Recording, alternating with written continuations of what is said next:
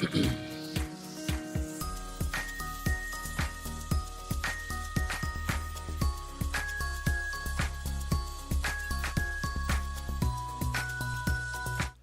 right, ladies and gentlemen, we are back. White Wolf versus Nine Lives, Game 1, Set 2. Joined here by Jeff for this next set of games. How's it going, Jeff? I'm good, man. Excited. Week 2, this is where I feel like we start to see the teams really prove themselves. So nobody on bye week the rest of the way, from what I understand. So let's go. And Nine Lives looking for some redemption. Did a very good showing Game 1 against Phoenix, but unfortunately it slipped out of their hands. So we'll see if they'll be able to assert themselves against White Wolf here. Yeah, game 1 was interesting last week because you felt like Phoenix was in control for the early part of that game. And then Nine Lives, they got back into it, got so close to sort of stealing a win with the Nexus. And then it almost became just sort of a battle of attrition, like who is going to just rush the Nexus and get the final attacks on it. And Nine Lives, they did go down. So they were, as far as I believe the only team who went 0-2 last week. So this will be a big week for them to sort of prove themselves. I'm sure they'll be able to at least make a good showing of it. White Wolf also managed did manage to win their first game, but then lost that second one. I believe that was the big Nasus showing. That was the Nasus game, yeah. So for me, White Wolf, actually, I would, if you were asking me straight up, like, top teams in the LCUS before, if you asked me an hour ago, I would have put White Wolf second behind Phoenix. Now with option 12, 2-0ing Phoenix, I'd have to recalibrate my thinking. But I thought White Wolf looked great in game 1 last week, and then they were in control in game 2 until they got a little too cocky and gave that Nasus a ton of gold. So for me, White Wolf is the favorite in this series. But there's no reason. I mean, we're only 1 week in, so 9 lives still. You can't discount them. I noticed that Nine Lives continues to not pick their characters they put their players in the correct order. This is going to be annoying, but I guess we'll just have to deal with it. Frankly, we should thank them because what they're doing is they're just helping us bug test Riot's spectator mode. Which is actually, I got a secret for you guys, it's actually the whole point of the LCUS. This is just a use of the spectator mode that no one ever uses, just to help Riot out. So, to talk about the bans, we do have a Lux ban coming out, I assume aimed at Ashaway, actually, as she had a pretty crazy Lux support game last week. Had the most damage dealt to champions as Lux support. They did manage to ban that out, but then they let the Morgana go through. So we'll see if they regret that. So you wonder if they're more afraid of the Lux at this point, if we're defying the normal meta when it comes to banning out Ashaway. And the Urgot banned away from Foe Eden is not very surprising, given what he did in Game 1 last week.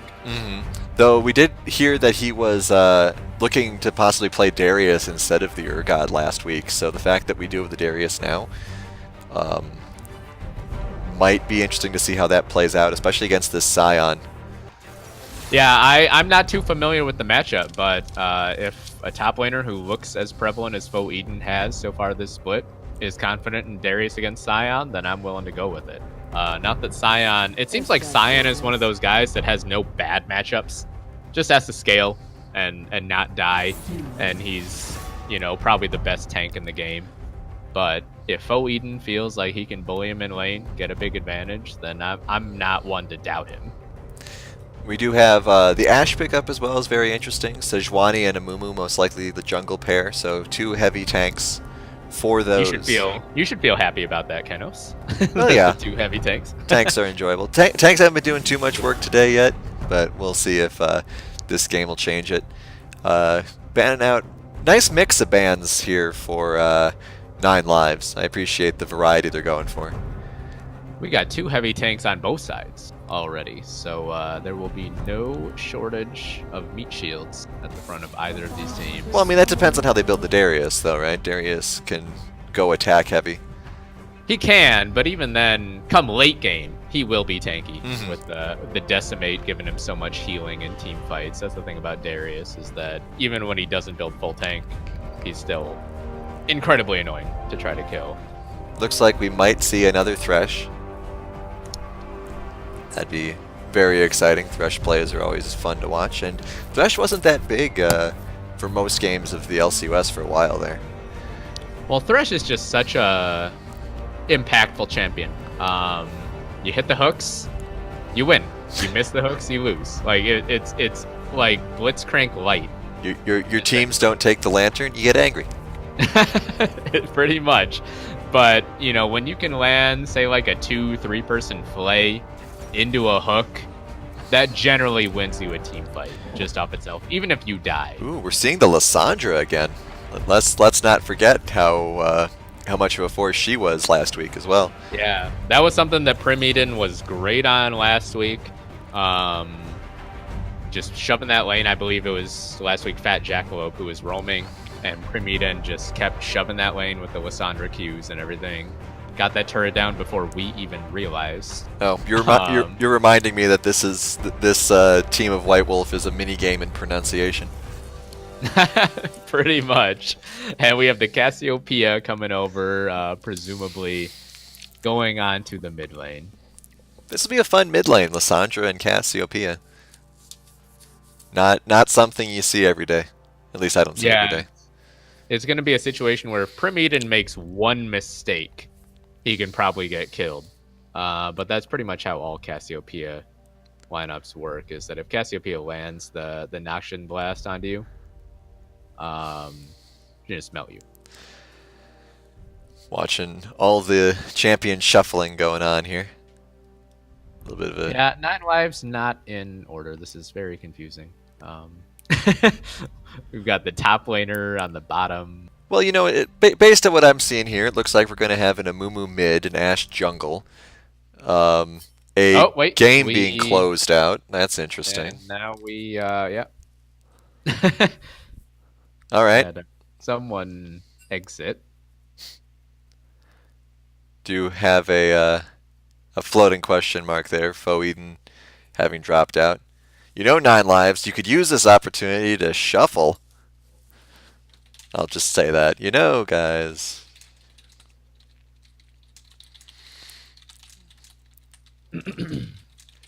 Alright, so assuming these teams end up being the same, which they'll have to be based on the rules here. Chat, what do you guys think? Do you think 9 lives is going to end up pulling it out here?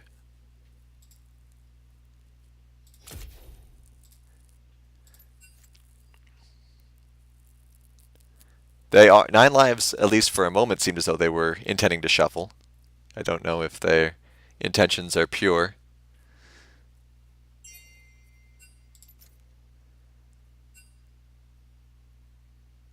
Oh, the dodge was because Darius wasn't on the correct person. Well, it's hard to tell when everyone's all shuffled up. Line your teams up.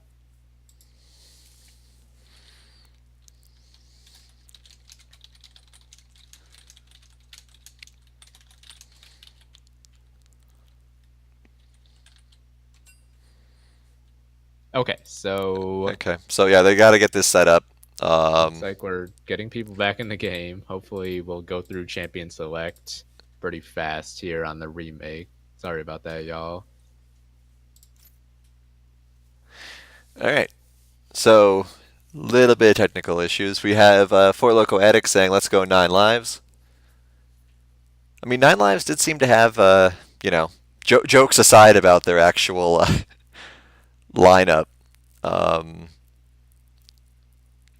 I think that I think they've got a good opportunity with the team they have. That you can never count out a team that has Ashway's Morgana on it. The thing about it is, you know, when you're looking at 9 lives in this game's performance, I'm not sure how many folks out there are familiar with, say, like college basketball, college football rankings, but a lot of it comes down to like who you've not only like how many games you've won and lost, but who you've beaten and who you've lost to. And at the end of last week, 2 hours ago, you would have said Phoenix looks like the best team in the LCUS because they 2-0. They were the only team to 2-0. Very impressive, of course. But if you 2-0 9 lives, and then let's say 9 lives gets destroyed by White Wolf, suddenly you getting 2-0'd by option 12, and then the people you 2-0'd looking bad against another team, that looks less impressive. Whereas if 9 lives were to bounce back to a White Wolf, then Phoenix's 2-0 over 9 lives looks better. So at this point, we're talking about 9 lives and them trying to prove themselves, but this is also sort of a measurement and how good or how closer to the average is Team Phoenix. Mm-hmm. For sure. We'll have to see. I mean, that's the great thing about sports in general, is that every team is an amendment on every other team. Mm-hmm. So we have everyone hopefully quickly banning and picking here. As long hopefully as we just go through this real quick. Pretend it's blind pick. As long as no one accidentally bans someone who was picked. I did tell them to ban the same people, just for the sake of, Though I still think, you could just ban out Akali. And, who are some other bad champions we could ban out? God, who's a just completely irrelevant champion these days? All right, so we do have the picks coming out now in what we're going to say is the proper order. Since shuffling champions was the error before, we're just having people pick the roles they're going to be playing. Looks good so far. I asked for 9 lives to shuffle themselves in the appropriate positions, and they did like that 90% of the way. So yeah, not quite, but well, of course 9 lives still can't get in order. Gotta get lucky. They make it their job to make casters' lives difficult. I think that's just what the influence that Great Beard of Odin has on their team is like. Okay, guys, we got to irritate the casters somehow. They're also generally the teams that ping all the time at the start. Right, one more ban. Come on, guys. We believe in you. Just ban Akali. Just do it. No one cares. All right. I mean, good for them. They stuck to it. Yep. Yeah, they got it.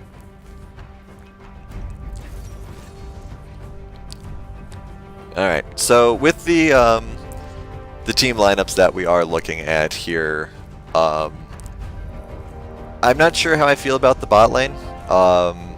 What are your thoughts on Kai'Sa Morgana versus Ashe Thresh?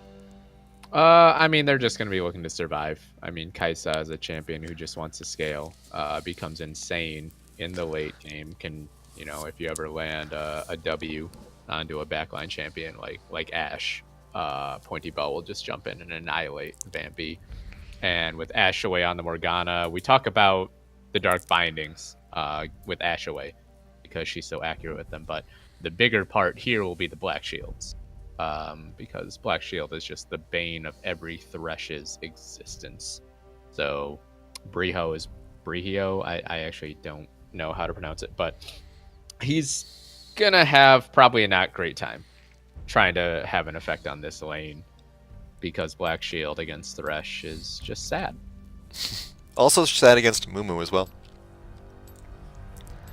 Yeah, the big deal will be if they skill or if they line both of those up, if you land a hook and then a bandage toss, I think that'll be enough to break the Black Shield,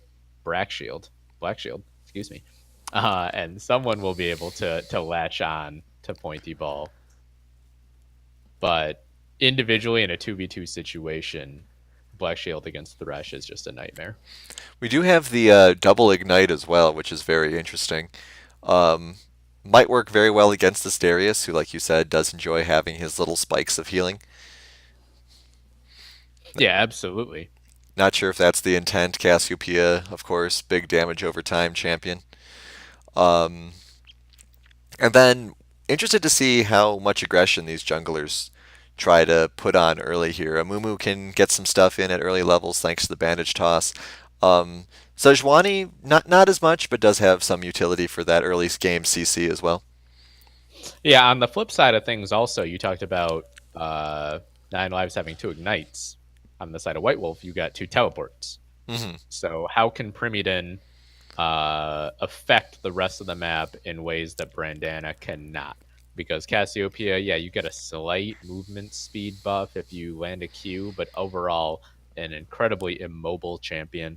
Lysandra is already more mobile with the glacial path than Cassiopeia, and you add into that the ability to teleport to side lanes.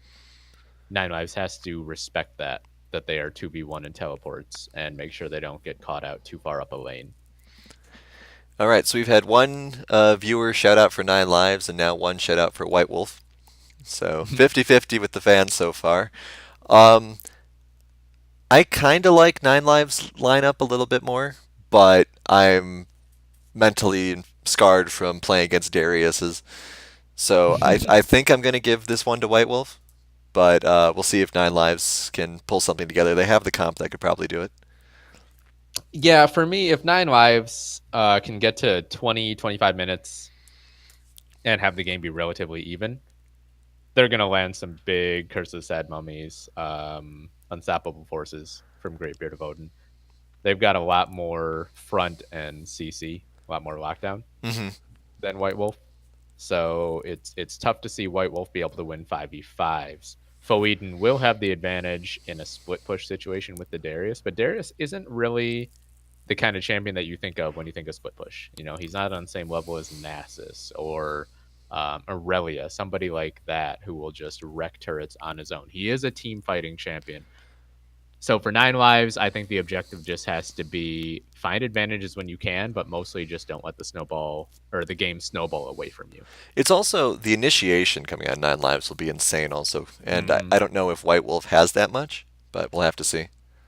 Absolutely agree with you on that. If you get an enchanted crystal arrow coming down a lane, followed by a Scion ultimate, that's just a train of pain that Hmm. White Wolf is really doesn't have an answer for, unless it hits onto Primeden, who can just, glacial tomb himself out of it. But even then, you still have to take that fight if you're White Wolf. Lack of skins, one apiece. Yeah. I kinda like White Wolf seems a little coordinated to me. Maybe it's just my eyes, but like Sejuani, Lysandra, and Morgana all seem to have kind of similar. Ooh, quick load. No, no time to muse about skins.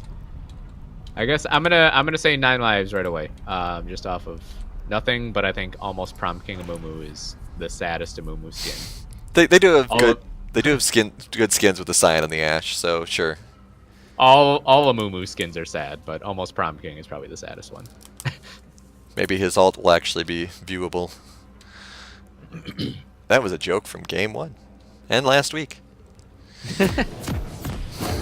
Alright, so we're finally into game one, folks. There are many swap situations, many delays. 9 lives. Yes, the swap situations. Thank you for reminding me.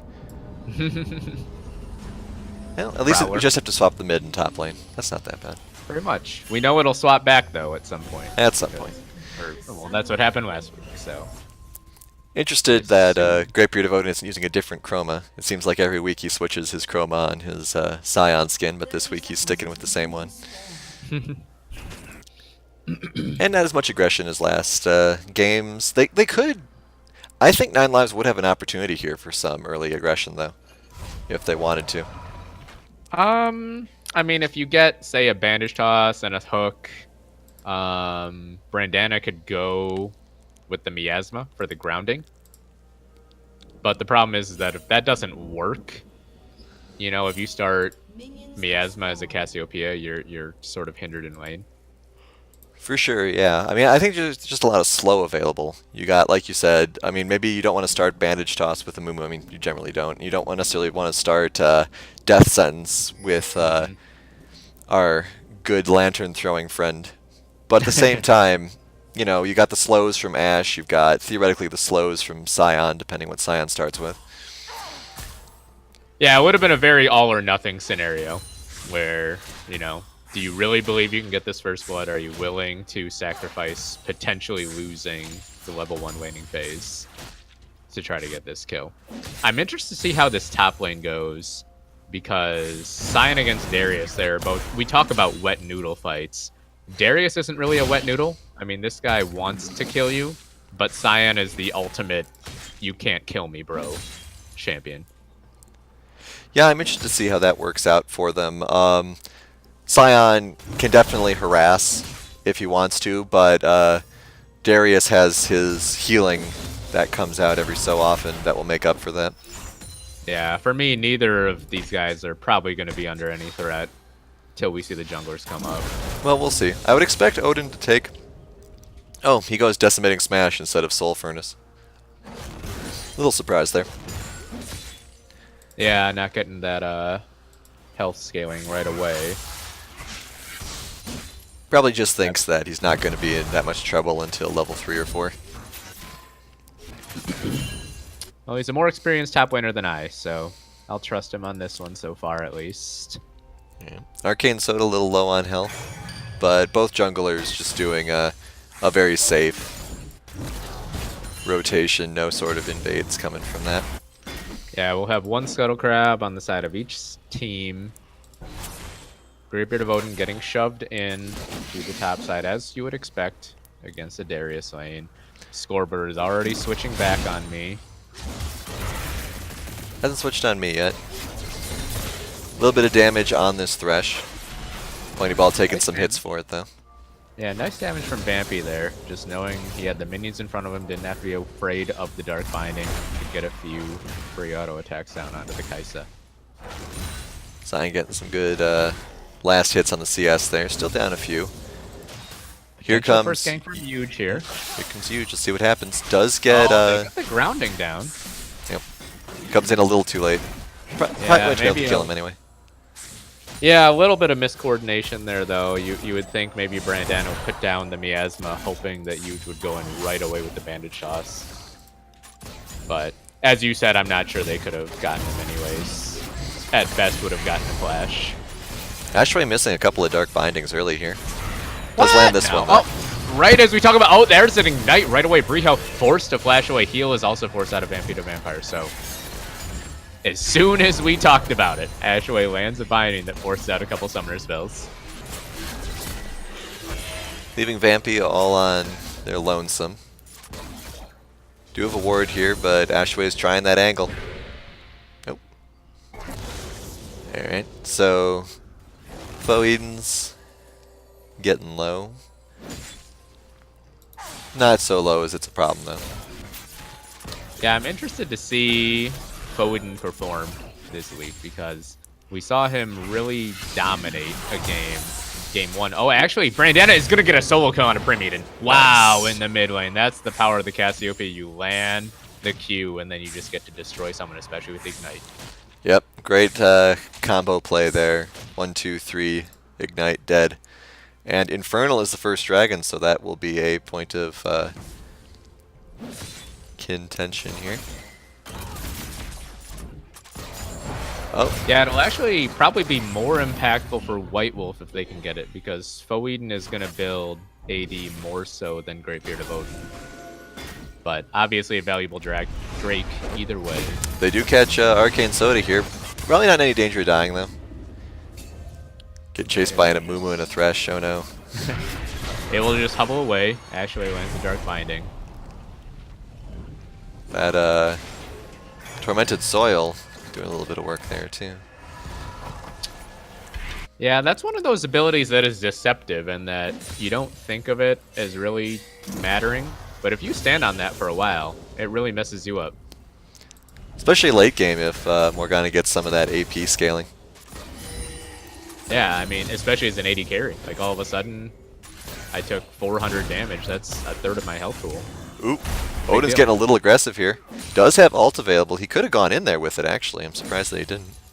Yeah, might have been able to force out a flash if he had gone for it. Ashaway is just landing every Dark Binding now. So, sorry, 9 lives. We sort of jinxed you, I think. Alright. Foe Eden's definitely going back now. There's no way you can take on a full health Scion like that. A lot of low health in this bot lane, though. 9 lives forced to go back. Nope, they're color coordinated. I only just noticed that. It's cute. Well done. Now, Greatbeard of Odin is relatively low in mana in the top side. So he does have teleport available. Foeden used his already, so I wouldn't be surprised to see Greatbeard of Odin just try to get a decent recall, come back with full mana. Yeah, that is the thing about playing Scion. If you're running with the Doran's Ring for the harass with his E, you run out of mana pretty quick.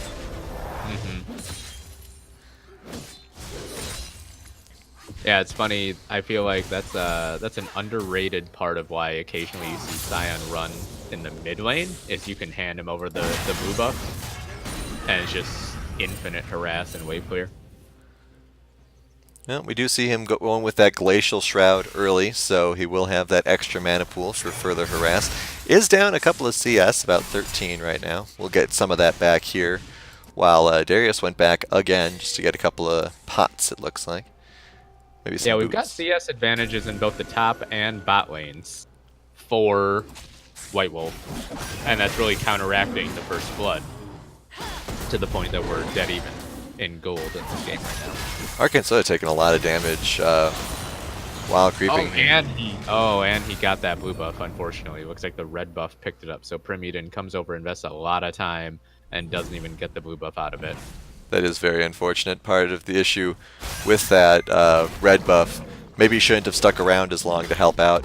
Oh, big movement up here in the top lane. The Pixels grab Foeden here. Yeah, Foeden just barely got hit by that decimating smash, but the bandage toss goes wide from Huge. Bot lane also a little bit of excitement here. Might be going on Riho. Yeah, could be in a lot of trouble. Killer Instinct is available for Pointy Ball. He jumps in, gets the shield, flashes back into the brush, and Vampire Vampire cannot get the kill. Now Pointy Ball comes back. Big damage goes down on a Vampire Vampire. It is a 2v2 double kill for the side of White Wolf Gaming. That Ashaway ult was the MVP there. Locked them both down. Yeah, Ashaway absolutely won that fight. Pointy Ball, good initiative early on, but that was all about the support, making the correct play, hitting the abilities at the right time. Bria wasn't level 6, everyone else was, and that was a big difference in that fight. Yeah, that was really unfortunate commitment there. I mean, obviously, when you're in those tight sorts of quarters and Morgana uses her ult, there isn't too much you can do. But at the same time, you know, that did definitely cost them a gold advantage that will come back to bite them, because now there is a 1100 gold lead on the ADC. Yeah, it's a big deal for White Wolf there. Pointy Ball picking up 2 kills on a scaling champion like Kaisa. That means that Ginsu's Rage Blade will be done ever so earlier. The CS lead growing for Foeden in the top side as well. Huge trying to rotate up, but does get spotted by that ward.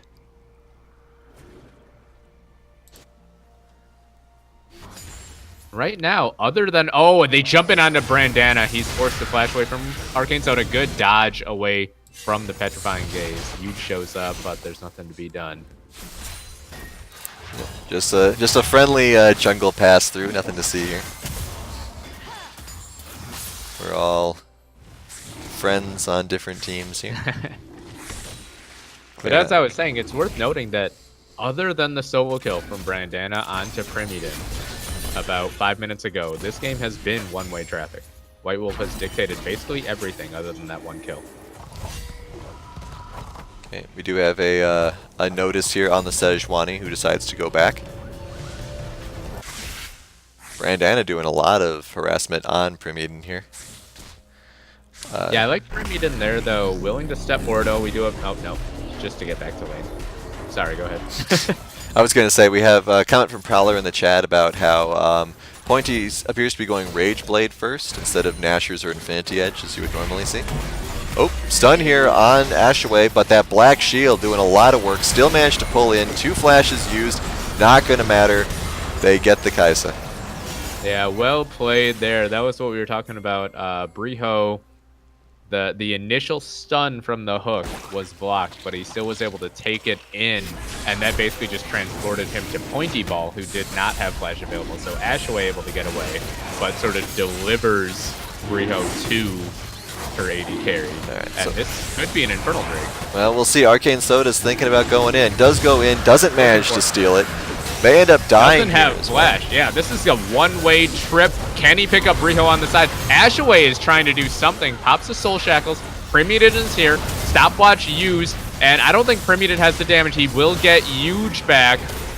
Now can Vampy the Vampire chase down Ashaway? They will walk away. So overall, that's a 2 for 2 across the map, dating back to the bottom lane skirmish, but an outbreak over to 9 lives. Yeah, that fight would have gone much differently, but Cassiopeia did not have any mana. So it wasn't able to do too much more than auto. A little bit of a fight here up in the top lane. Odin missing his E. It's going to be important for Greatbeard of Odin to just hold on in this top lane. He's been down about 15-20 CS for the last 4 or 5 minutes. If he can keep the gap at that same level, it's fine. Just cannot let it approach, say, like 40-50. Got a Cloud Drake as the next dragon that the teams will be fighting over. Ooh, Odin going for a little bit of aggression here.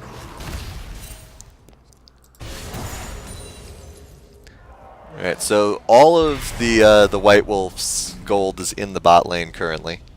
Mm-hmm. Got 2 kills on both champions. Meanwhile, mid lane's got the gold for 9 lives.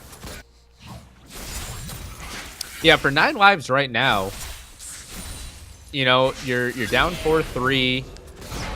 You were on the back end of a couple early plays, but you're probably feeling fine with the way this early game has gone so far.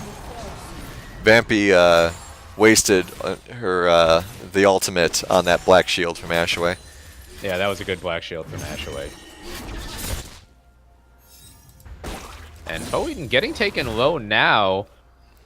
Once again, Greatbeard of Odin has the opportunity to ult in to try to secure a kill, but doesn't do it. Yeah, I think if he would have popped the Unstoppable Onslaught there. Actually, Briho getting taken very low on the bottom side. Pointy Ball being very aggressive, but all of a sudden, Briho is so low. The Soul Shackle damage actually coming out. Very important there over the stun itself. Another kill on the bottom side for White Wolf spot lane. Yeah, I think at this point the Thresh is... Oh my gosh, what a great snipe. Flash in from Pointy Ball. Another kill. This bot lane of White Wolf is rolling right now. Yeah, that was a pixel dark binding there. That was one of those where you're sure it's going to miss you and then it catches you anyway. It's such a huge particle. You know, if any part of that enormous, what do you even call it? Projectile. Entity. Yeah, projectile. Hype train. Ooh. There we go. And Arcane Soda is here for a counter, though. So it'll be up to Foe to find the Decimate. He does not get the heal, and now Arcane Soda is all alone. Just going to have to trundle back below the turret. A little bit of a... pop that Unstoppable Onslaught and get the kill. Yeah, a little bit of an over prediction there by Odin. But now Brandana's going too far forward. Tried to flash to get a kill there. Does throw out the ult to stun. That's a great petrifying gate, though. Can he trade one back? He does get 1 kill in the 3v1, but does go down. That was a Pointy Ball, though, which I think would have been a shutdown situation there. Now Primudid in a lot of trouble. Huge is right there. No chance for the Lissandra to get away. And a bandage toss onto Ashaway from downtown. Huge finds the kill. And 9 lives are going to get a ton of damage onto this mid lane turret. 9 lives suddenly coming back here. Thanks in part to Brandana half baiting, half going crazy, and somehow managing to still have it work out for him. Very interesting. I'm not sure if this was intentional or not, but during that fight, Prim Eden popped his ultimate, protecting himself just as the Ash Arrow came through. And it was a dead-on Ash Arrow, too. So that was a very impressive avoidance. So 7-7 in kills now. We still have the 1.5k about gold lead on the side of White Wolf. That's what we've seen for the last few minutes. But if you're 9 lives, you got to feel okay with that. Mm-hmm. You have a very strong scaling team composition into the late game. I mean, with the Kais, White Wolf does as well. But essentially at this point, 1.5k is not consequential. This is still anybody's game. I do really like in this split 5 that we have here for the LCUS, how the teams have really started warding a lot more. We've seen about equivalent wards on both sides in this game here. We'll see how this dragon goes. White Wolf throwing out a lot of territory denial here. Huge just willing to run right in though. Oh boy, Briho goes right in. They just annihilate Pointy Ball. And now Ashway throws down the Soul Shackles with the stopwatch, but there is no way out for the Morgana. What a great aggressive play by 9 Lives. They all just flood into the Dragon Pit, destroy the bot side of White Wolf, pick up the Cloud Drake. That's 2 dragons now. Gold lead still down, but like you said, that's inconsequential at this point. That was just so much aggression out of 9 Lives. It looked like they were all of one mind. They just said, we are going for this. We are going to fight you. And if you're not on the same page, we're going to get you. There's Curse of the Sad Mummy, and they will get Foe Eaten as well. Can Arcane Soda dash away? He will just barely. But the mid lane turret will go down. That's a big deal in terms of map control. 9 Lives on a roll right now. Take the gold lead. Yeah, I think that White Wolf has gotten caught a little bit here. They weren't expecting this amount of, I'm not going to say competence, but at the very least damage output and coordination coming out of 9 Lives, considering how the first half of this game has gone. And so now suddenly we see them paying for it. They thought they could just have some loose territory control around the Dragon Pit. They got wiped out. They thought they wouldn't have to be so scared by their turret. They got taken out. And now 9 Lives is taking that advantage as well by going after the Rift Herald. Yeah, and we saw an overall pretty even jungle and mid lane matchup early on. Brandana got the early solo kill, but Primidin was holding his own. Now you have 3-1-5 on both Huge and Brandana, as opposed to no kills and 2 assists each for the respective White Wolf Gaming members. This is going to be very difficult for White Wolf to stem the tide now. And we do have Huge with the Rift Herald, so we'll see where that is used. Huge, sure. But top lane is still doing top lane things. A lot of moving parts here in this mid lane, though. Pointy Ball, ooh, just barely misses the engage there on Brandana. Not sure if he would have done it, but the threat being there would have been enough. I would hope he wouldn't have gone for it.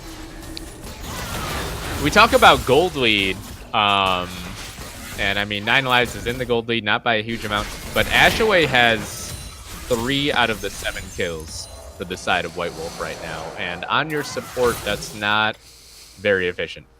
Yeah. So you count this gold lead as a little bit even more than you would think for 9 Lives. Because that gold is onto a support, not onto a carry. 9 Lives is also moving very efficiently in this sort of wedge, whereas White Wolf is very spread out. Yeah, look at Huge there, just bodying them, just walking up, daring them to stop him. And this comes into the fact that 9 Lives has a little bit more on the durability side here, is that you can have these powerful frontliners just charge ahead. Whereas the only one that White Wolf has for that is Sejuani. Oh, does throw the ult down there.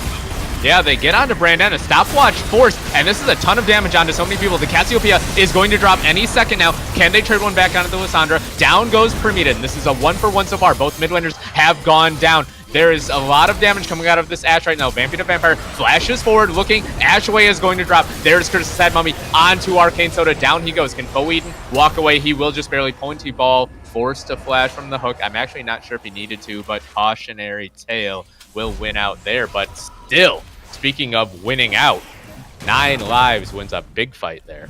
And they, very interesting rotation by Huge. He dropped the Rift Herald up in the top lane and then ran all the way back to help close out that team fight. That's some mileage there from your jungler. Double your pleasure, double your fun. Huge. Getting pressure in 2 lanes, helping his team win a fight. Curse the Sad Mummy at the very end pays dividends. Shame that the creep wave wasn't there for them, so they weren't able to get that turret down though. But that's fine. Also very interesting in that fight was the turnaround that Great Beard of Odin did. Very low health, and then suddenly decided, you know what, I'm just going to turn around and ult. and that caused some disruption that helped as well. Yeah, I thought that was a solid take from White Wolf. You know, you saw a chance to jump on to Cassiopeia, the immobile carry of 9 lives. They got him down, but they just had to use so many cooldowns that they didn't have enough to win the fight afterward. Yeah, it was definitely a good play by them. Nothing wrong with that at all. Here comes Ashway with her speedy shoes. Yeah, Ashway's got to be careful, though. Yeah, she's just going to get melted by Brandana. Pointy Bell jumps in, though. So, in a 1v3, so 1 for 1. Yeah, that's see what each team can get out of this. This Cassiopeia 5 and 3, the damage is just unreal. Arcane Soda once again caught in the pit, does have the dash to get out. Greatbeard of Odin coming down, does have Unstoppable Onslaught available, so he can just pop that all the way across mid lane into the Dragon Pit if he wants. It looks like 9 lives is willing to let this go, though. I'm a little bit surprised by that call. Yeah, it does give them a bit of a disadvantage there, but they don't have Cassiopeia, and that's where a lot of their gold is right now. True. Vampire to Vampire is 4-2-4 right now, though, so this Ashe is going to become a problem. Meanwhile, Pointy Ball 4-3-3, and Kaisa is one of, you know, the strongest scaling AD carries in the game. Yeah, Kaisa actually up 1,000 gold on this Ashe. Yeah, CS advantage, has more, actually, less kill participation, but definitely online at this point with the 2 items.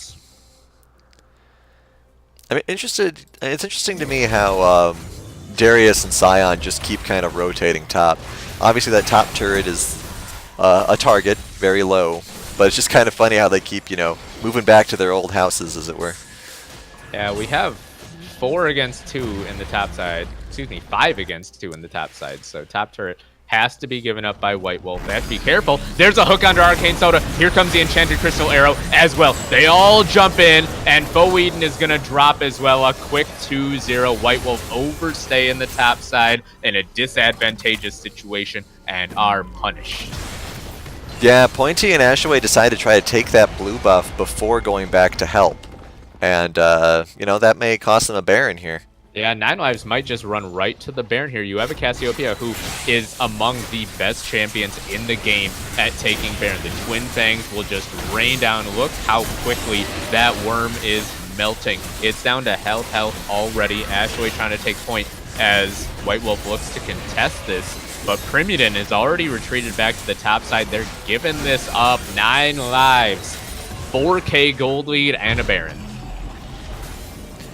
Yeah, after some early pressure here from White Wolf, 9 lives has just managed to turn this game around with their aggression and moving as a team, which has been very important. It doesn't seem like White Wolf has that a team knowledge, let's say, where they're moving as a unit. Yeah, I would agree with that. Yeah, definitely looks like 9 lives are more on the same page, more coordinated. Do have the Ash Eagle coming through there. Drone, as it were, now. Alright, and now the Scion split push starts again in earnest. Yeah, the other thing is now you've got 108 on Greatbeard of Odin, 031 on Faux Eden. So in a straight up even duel, Darius probably feels good against the Scion at 25 minutes. But when there's this many kills and assists over to a Scion, the Darius can't kill him. Scion does not have to be afraid of that. Oh, one punch. Alright. 3,500 health on this Scion as well, compared to 2,500 on the Darius. So it looks like it's going to be a 4-1 situation on both sides here. Not a lot of gold for the team overall on this Scion. He's actually 4th place. So losing him is not a huge deal for 9 lives, especially because they do have the other tank in the form of a Mumu. Yeah, you wonder what White Wolf even looks for in terms of an engage right now with Primudin being in the lane. You know, if you're trying to make a play here, you need the Lissandra to be trying to hide out in the jungle somewhere, get a flank onto, say, Vampire to Vampire or Brandana. When the Lissandra is in sight, there is no reason for 9 lives to have any sort of caution. The question about why Great Brave Odin has Adaptive Helm might be worried about... There is a lot of AP damage on White Wolf's side here. You've got Morgana, you've got Prim Eden. Pointy Ball is a split between AD and AP, if I recall correctly. Yep. And so, you know, one hit for magic damage, reducing all other magic damage. Yeah, but Spirit... Bo Eden, in terms of AD, you really don't have to be that scared of at this point. So 9 Lives just shoving down. They've gotten the bottom lane pushed in. They're down to the inhibitor shell on every single lane. Dark Binding lands on a Vampire to Vampire, but it's so far back that there's nothing to be done about it. Greatbeard of Odin is just an immovable object here in the bottom side, and he's just going to get these cannon minions up far enough that 2 members of White Wolf have to respond. The rest of 9 Lives retreating back to this dragon will be another Infernal, which will put them up 2-1 in terms of Infernal Drakes. Down it goes. Another advantage. And we already, very quickly, it seems like, ballooned the lead up to 6k on the side of 9 Lives. Yeah, it feels pretty rough for White Wolf at this point because of how well 9 Lives is moving and how Scion has so many different ways to escape from you. He can walk, he can teleport, he can train out. And so if you're White Wolf here, you know, typically what you say to a team that's in this position that it feels a little oppressed is, you know, you try to get a pick on somebody, but who are you going to pick off exactly? Yeah, it's always scary trying to pick off somebody as tanky as the Scion, because even if you think you have him locked down, you get him down to, say, 700 HP. He pops a shield, and then before you know it, the rest of his team shows up. They wipe you. You use all your cooldowns on the tank. Here goes you looking for a pick. They do get onto Arcane Soda, but it looks like this fight will overall diffuse. Unstoppable Onslaught coming in. Oh. And there's a big stun. It goes down onto Bo Eden. In goes UT, gets the root down onto multiple members. Ashaway is certainly going to drop, as does Bo Eden. 2 big picks for 9 Lives, and they get the hook on Arcade Soda. They will not follow it, though. 9 Lives, they have a minion wave in the bot side. Looks like they're going to rotate that way, try to crack the inhibitor shell. We have a comment from our chat, several comments actually, talking about how White Wolf doesn't really have any great way to initiate, which is kind of what we were saying at the beginning of the game, about how 9 Lives has all the initiation, and we're seeing it right there again with the hook. Another great hook from Briho, and down goes Primidan, pulled into the middle of the fight. Down goes Pointy Ball. This could be the game right here. Yeah, big statement here from 9 Lives in this game 1, and it shows what we saw them doing against Phoenix is kind of here as well, except this time it seems more likely they're going to close the game out. Looks like they'll back off for now. Had another minion wave coming up, but they'll play it safe. Baron up in 45 seconds. Maybe we'll go for that. Look at the score lines all the way down. You got 5-3-11, 7-1-9, 3-0-10, 5-2-6. I mean, this has been one-way traffic from about the 10-minute mark. To be honest, White Wolf looked good for a while, but 9 Lives has really just dictated the game ever since. Yeah, there's been a lot of ever since that first fight in the mid lane where Brandana got picked off, but then bot lane swept up to secure the kill. It's been non-stop, especially with that dragon fight as well. That earlier dragon fight that they just cleaned up and took dragon. Good flash from Ashaway there to dodge the enchanted crystal arrow, but probably that'll be a flash you'll miss later on. Yeah, that crystal arrow has been hasn't been that instrumental in these fights. It's a threat though that you always have to worry about that sometimes catches people off guard. You don't really think of AD carries as providing hard engage.